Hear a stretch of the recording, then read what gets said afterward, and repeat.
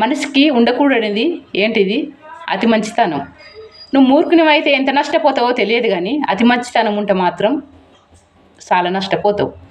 అతి మంచితనం వాడుకొని వదిలేసి పోయే రోజులు ఇవి. ఎటి గాలి వస్తే అటే పోతారు. ఇక్కడ మంచితనాన్ని గుర్తించేటోళ్ళు ఎవ్వరు లేరు. ఆ గుర్తించే 100 మందిలా ఒక్కరిని మంచి వాళ్ళను కూడా ఆ లంగలనే కలుపుతారు. ఇదొక్కటి చాలా పొరపాటు చేస్తారు. మంచోళ్ళను కూడా అల్ల కలుపుడు లంగలకే చాలా బాధ అనిపిస్తుంది. మంచోళ్ళను నువ్వు లంగ అంటే అది ఎంత బాధ అనిపిస్తుంది అనేది అదొక్కటి అర్థం చేసుకోండి.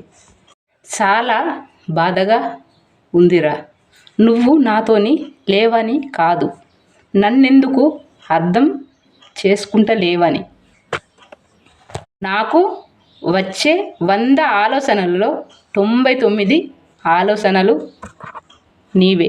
రాత్రి అయితే ఏడవడం, ప్రొద్దున అవ్వగానే నవ్వుకుంటూ తిరగడం, ఇదేనా నా జీవితం?